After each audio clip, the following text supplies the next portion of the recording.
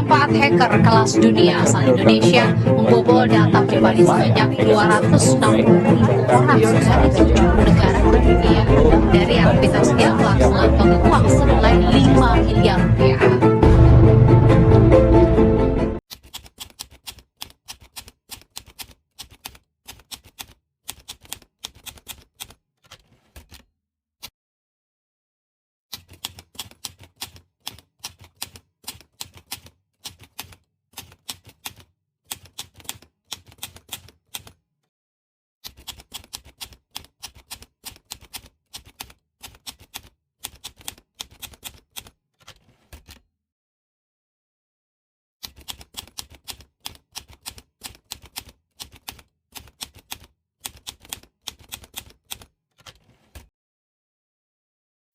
Halo semua, di video kali ini saya dan teman-teman saya akan membahas tentang apa itu hacking dan pasal terkait apa saja dengan tentang hacking dan bagaimana sih kasus hacking yang ada di Indonesia.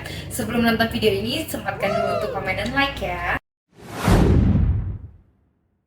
Kata hacking sudah pasti sering kita dengar bukan? Dari banyak berita tentang kasus hacking di Indonesia. Nah, apa sih arti dari hacking itu? Hacking adalah aktivitas di mana seseorang mencoba untuk memanipulasi sistem komputer atau jaringan dengan cara yang tidak sah atau tidak diizinkan. Seringkali dengan tujuan untuk mendapatkan akses informasi atau kontrol yang tidak sah atas sistem tersebut. Hacking ini dapat dilakukan dengan berbagai metode, termasuk eksploitasi kelemahan keamanan, pencurian data, atau penggunaan teknik tertentu untuk mengakses informasi sensitif. Orang melakukan tindakan ini biasanya disebut dengan hacker. Sudah pernah dengar kan? Dalam pasal 30 ayat 1, 2, dan 3 Undang-Undang ITE yang berbunyi, ayat 1, setiap orang dengan sengaja dan tanpa hak atau melawan hukum mengakses komputer dan atau sistem elektronik milik orang lain dengan cara apapun. Ayat 2, setiap orang dengan sengaja dan tanpa hak atau melawan hukum mengakses komputer dan atau sistem elektronik dengan cara apapun dengan tujuan untuk memperoleh informasi elektronik dan atau dokumen elektronik. Ayat ketiga, setiap orang dengan sengaja dan tanpa hak atau melawan hukum mengakses komputer dan atau sistem elektronik dengan cara apapun dengan melanggar, menerobos, melampaui, atau menjebol sistem pengamanan. Dari bunyi tersebut bahwa pada pasal 30 menjelaskan mengenai salah satu tindakan melawan hukum yaitu peretasan atau hacking. Pada penjelasan Undang-Undang ITE disebutkan dalam pasal 30 ayat 1 telah cukup jelas menerangkan mengenai larangan bagi setiap orang untuk mengakses komputer dan atau sistem komputer milik orang lain dengan cara apapun.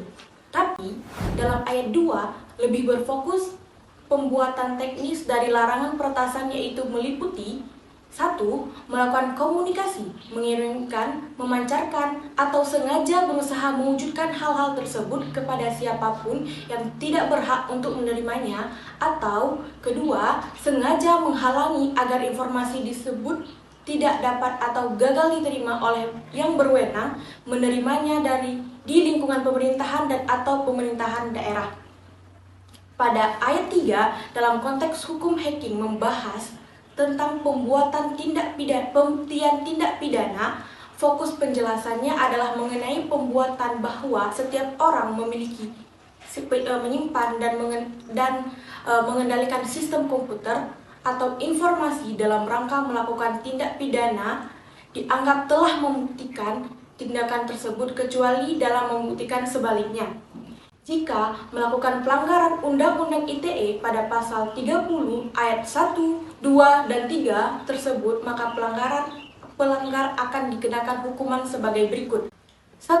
Setiap orang yang memenuhi unsur sebagaimana dimaksud dalam pasal 30 ayat 1 dipidanakan dengan pidana penjara paling lama 6 tahun atau denda paling banyak 600 juta rupiah. 2. Setiap orang yang memenuhi unsur sebagaimana dimaksud dalam pasal 30 ayat 2 dipidanakan dengan pidana penjara paling lama 7 tahun penjara dengan denda paling banyak 700 juta rupiah.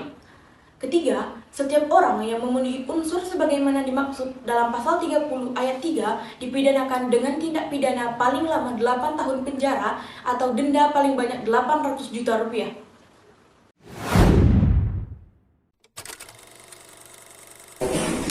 Kembali Subdit Cyber di Treskrimsus Polda Jawa Timur mengungkap dan menangkap pelaku peretasan website. Seperti yang kita ketahui, bahaya di dunia maya ya, banyak sekali yang sengaja memberikan ilmu untuk meretas. Kami dari pihak kepolisian cyber bergerak untuk menangkap pelaku-pelaku yang mengganggu pelayanan publik.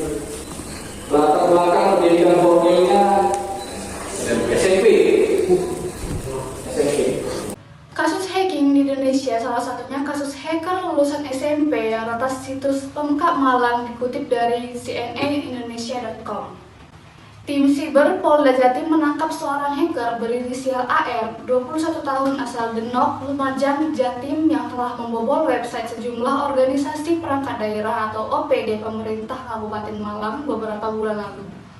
Website OPD Pemkap Malang yang dibobol oleh tersangka meliputi website resmi Bapeda, BPBD, dan Litbang. Selain itu, tersangka juga membobol website resmi milik OPD jajaran pemerintah kabupaten dan pemerintah provinsi beberapa daerah di Indonesia.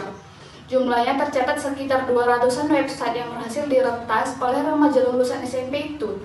Ini bisa dikategorikan pemula, tapi perlu diantisipasi karena makin banyak hacker pemula yang pandai meretas.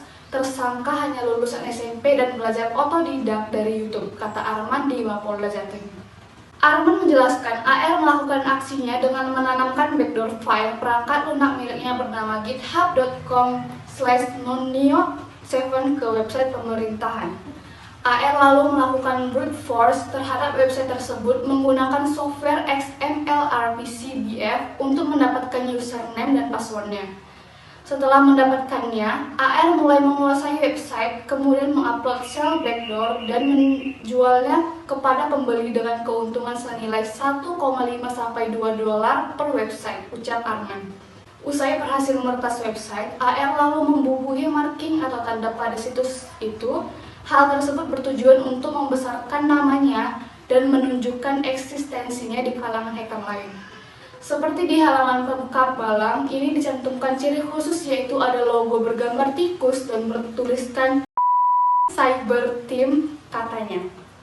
Dari tangan tersangka, polisi menyita barang bukti laptop, ponsel, dan bukti link peretasan puluhan website. Akibat perbuatannya, AR dijerat pasal 32 ayat 1, pasal 48 ayat 1 dan atau pasal 32 ayat 2, pasal 48 ayat 2 Undang-Undang Nomor 11 Tahun 2008 tentang ITE sebagaimana diubah menjadi Undang-Undang Republik Indonesia Nomor 19 Tahun 2016 tentang perubahan atas Undang-Undang Nomor 11 Tahun 2008 tentang ITE.